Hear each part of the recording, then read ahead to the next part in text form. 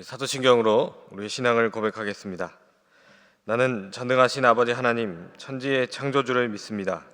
나는 그의 유일하신 아들, 우리 주 예수 그리스도를 믿습니다. 그는 성령으로 잉태되어 동정녀 마리아에게서 나시고 본디오 빌라도에게 고난을 받아 십자가에 못 박혀 죽으시고 장사된 지 사흘 만에 죽은 자 가운데서 다시 살아나셨으며 하늘에 오르시어 전능하신 아버지 하나님 우편에 앉아 계시다가 거기로부터 살아있는 자와 죽은 자를 심판하러 오십니다. 나는 성령을 믿으며 거룩한 공교회와 성도의 교제와 죄를 용서받는 것과 몸의 부활과 영생을 믿습니다. 아멘. 우리 찬송 446장 찬양하겠습니다. 446장입니다.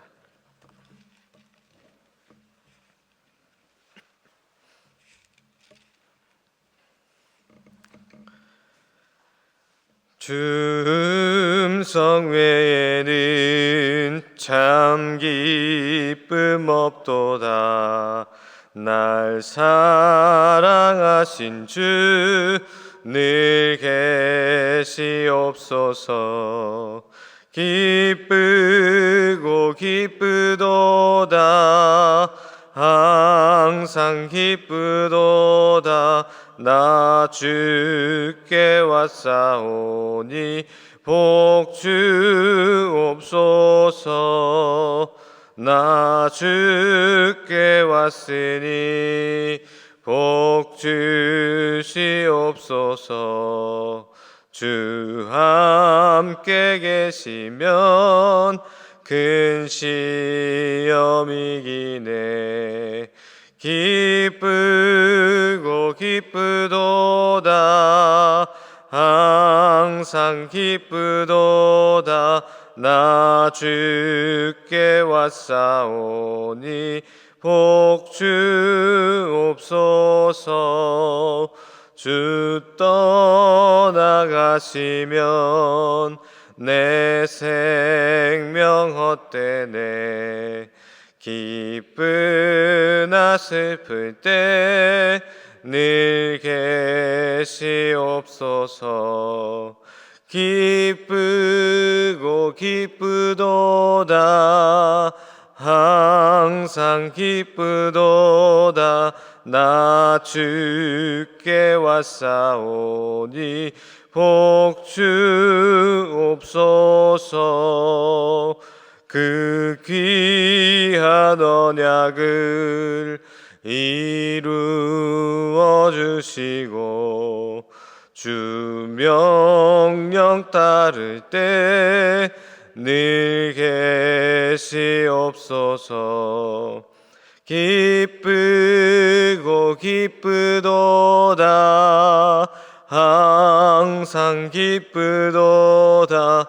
나 주께 왔사오니 복 주옵소서.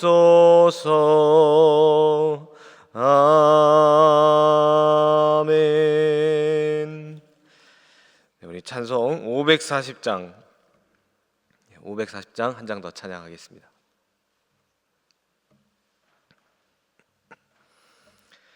주의 음성을 내가 들으니 사랑한단 말일세. 믿는 마음으로 주께 가오니 나를 영접하소서.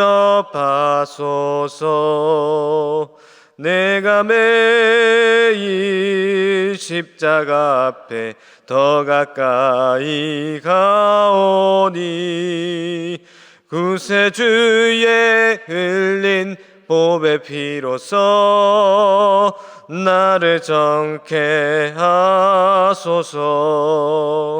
주여 넓으신 은혜 베푸사 나를 받아주시고 나의 품은 뜻 주의 뜻같이 되게 하여 주소서. 내가 매일 십자가 앞에 더 가까이 가오니 구세주의 흘린 보배 피로써 나를 정케 하소서. 주의 보좌로 나아갈 때에 어찌하니 기쁠까. 주의 얼굴을 항상 배우니 더욱 친근합니다. 내가 매일 십자가 앞에 더 가까이 가오니 구세주의 흘린 보배 피로써 나를 정케 하소서.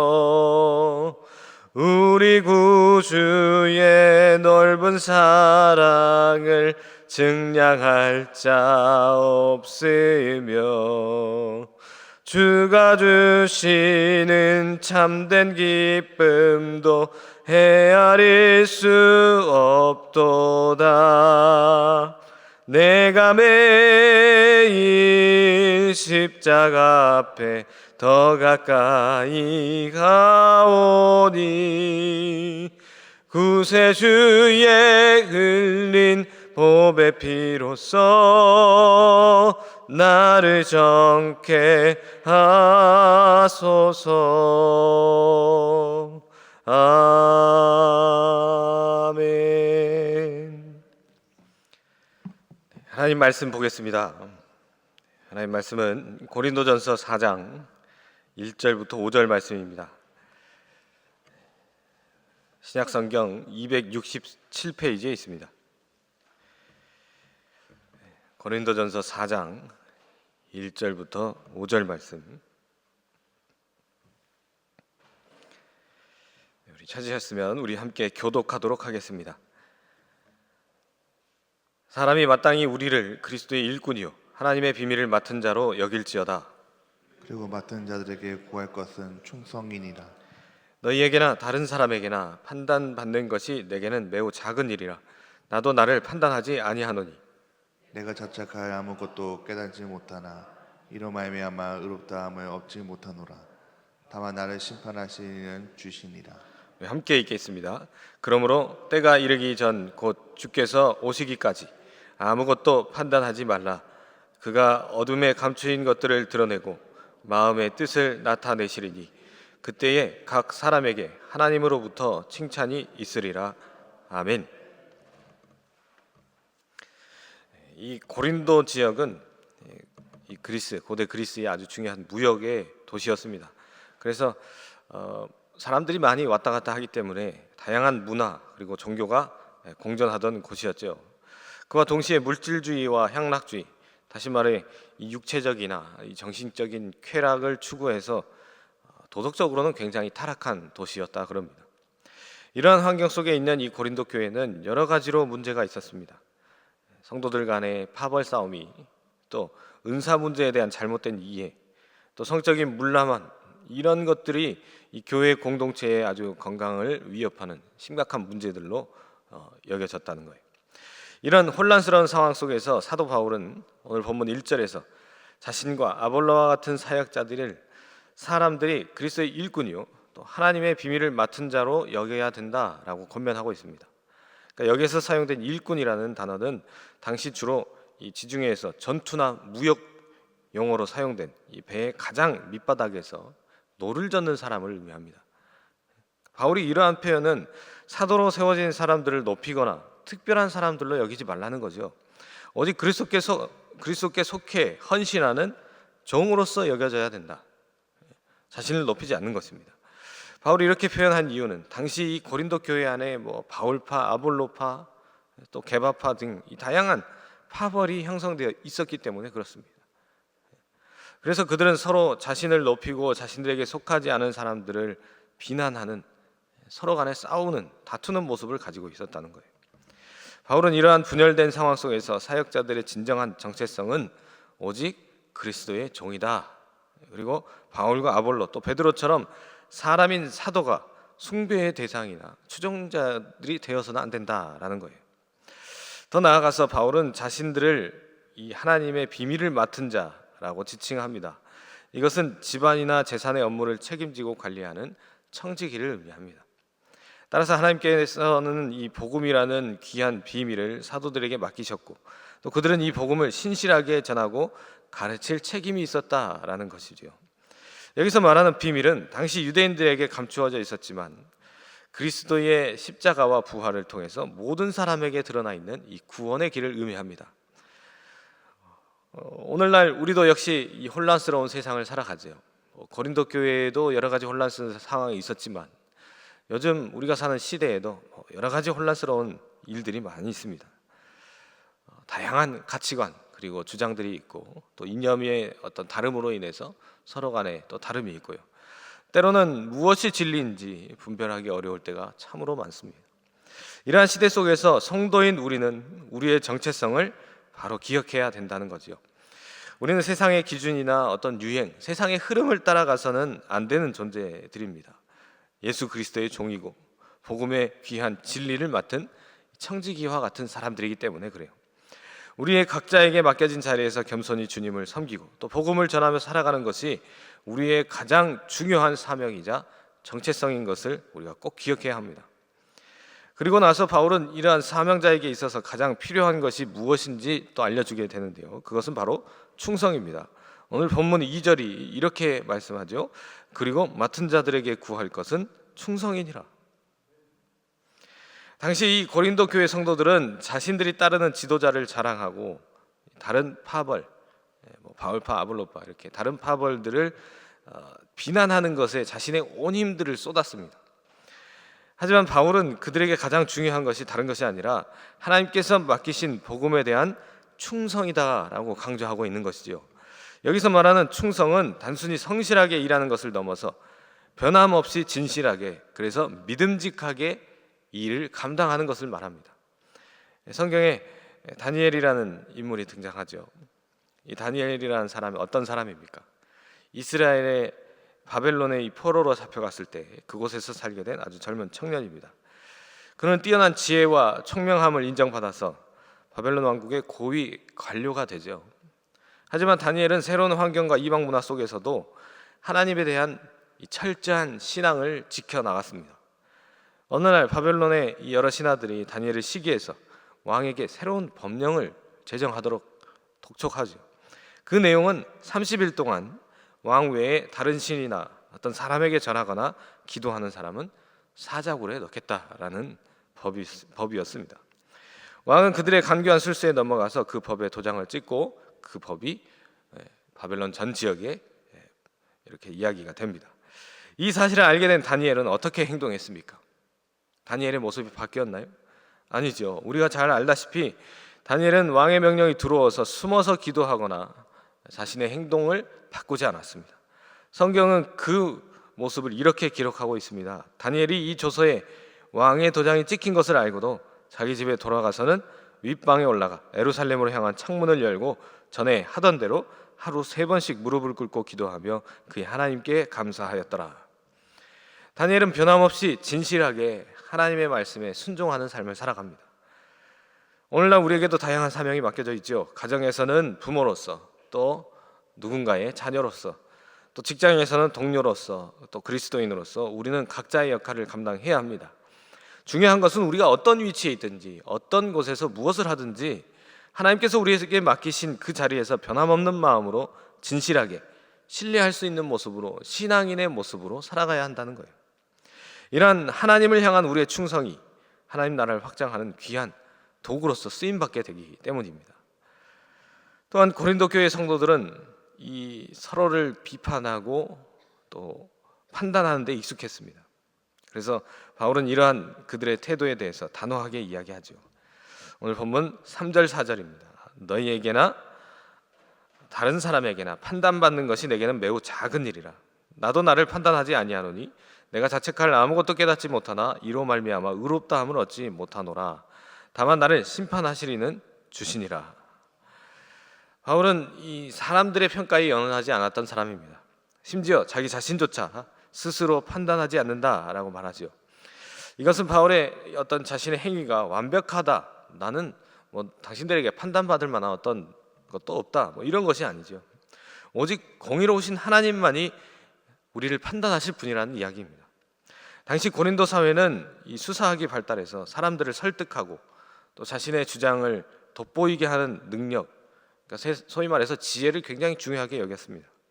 그러한 문화적 배경 속에서 고린도 교회의 성도들은 사역자들의 어떤 말솜씨나 또 사역자들이 알고 있는 지혜, 지식을 아주 그들의 어떤 평가 기준으로 여겼다는 거예요. 그것으로 편을 갈랐죠. 바울은 이러한 인간적인 기준이 얼마나 의미 없는지를 말하면서 우리의 궁극적인 판단자 오직 하나님 한 분밖에 없음을 분명히 말씀해 주고 있습니다. 또 성경에 보면 사무엘 선지자가 나오죠.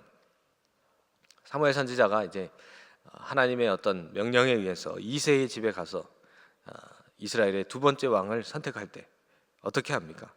이새의 아들들을 보았을 때 외모만 보고 엘리압을 다윗보다 먼저 선택하고 기름 부으려고 했습니다. 하지만 하나님께서는 사무엘상 16장 7절의 말씀처럼 나의 보는 것은 사람과 같지 아니하니 사람은 외모를 보거니와 나 여호와는 중심을 보느니라 라고 말씀하시면서 다른 사람을 찾으라고 하셨어요. 그러니까 하나님은 우리의 겉모습이나 세상적인 기준으로 판단할 수 없는 이 깊은 마음의 동기와 진실함을 보신다라는 거죠.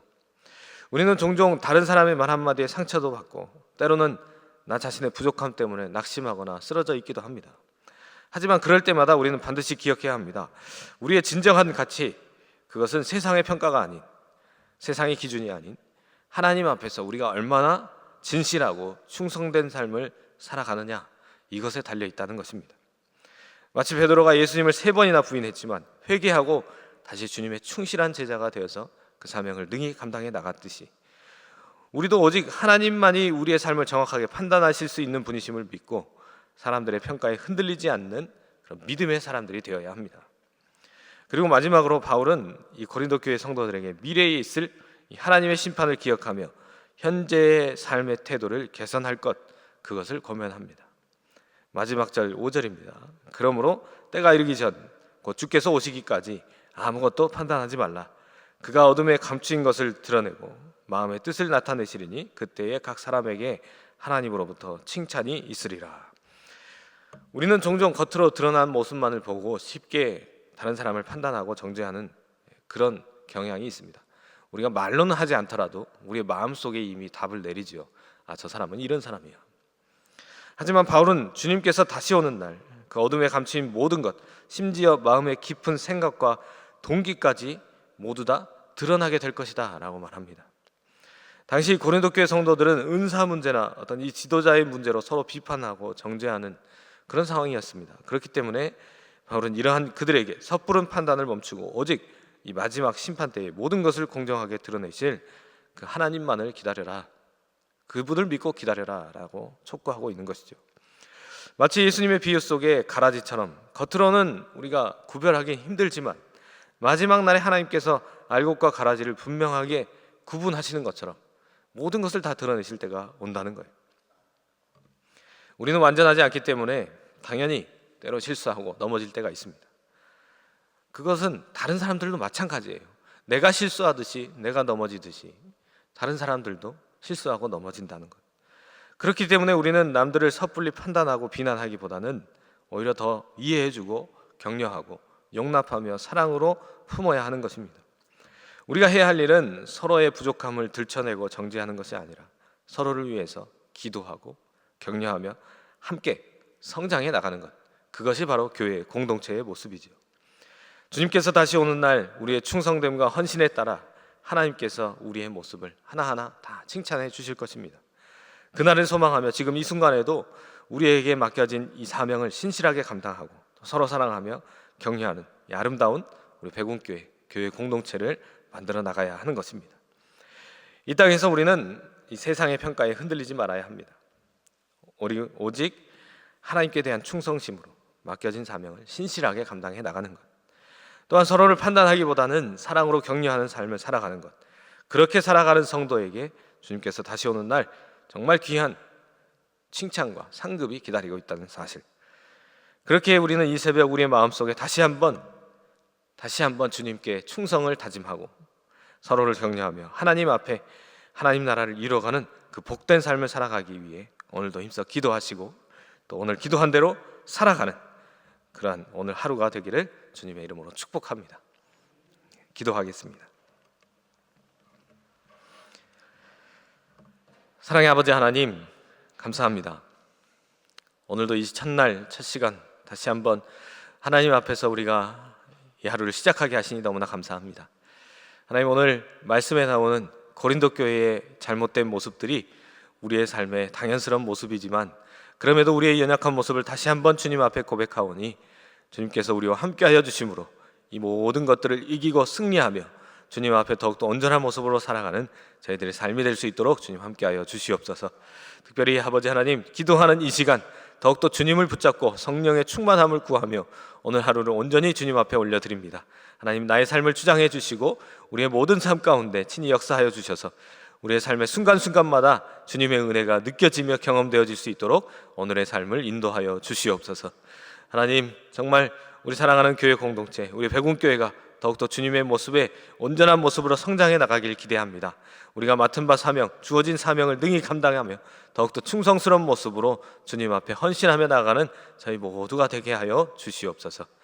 오늘도 주님의 귀한 사명 감당해 나가시는 우리 사랑하는 담임 목사님에게 능력으로 또 성령 충만함으로 함께하여 주시고 지치지 않도록 붙잡아 주시며 하나님의 주님의 맡겨주신 모든 사명을 능히 완수해 나가실 수 있도록 주님 늘 능력으로 동행하여 주시옵소서. 그리하여 우리 백운교회가 정말 담임 목사님의 이 목양으로 인하여서 더욱더 건강한 모습으로 성장해 나가며 하나님 나라의 영광이 되는 그러한 모습이 되게 갈 수 있도록 주님 인도하여 주시옵소서. 하나님, 또 우리 백운교회에 속한 모든 주님의 가정들 위해 하나님께서 오늘도 역사하여 주시고 오늘도 함께하여 주셔서 주님의 은혜가 넘치는 오늘 하루가 될 수 있도록 주님 인도하여 주시옵소서. 특별히 우리 사랑하는 교우들 간에 더욱더 사랑으로 기도하게 하시고 또 이 육신의 연약함으로 인하여 또는 이 마음의 상처로 인하여 정말 고통 중에 있는 우리 사랑하는 지체들을 위하여 기도하며 그들의 회복을 위하여 기도할 때 하나님이 능력으로 역사하시는 줄 믿습니다. 더욱더 건강한 모습, 아름다운 모습으로 함께 모여 예배하며 성장해 나가는 우리 백운교회 되게 하여 주시옵소서. 오늘도 온전히 주님 앞에 모든 것을 올려드립니다. 감사합니다. 예수 그리스도 이름으로 기도합니다. 아멘.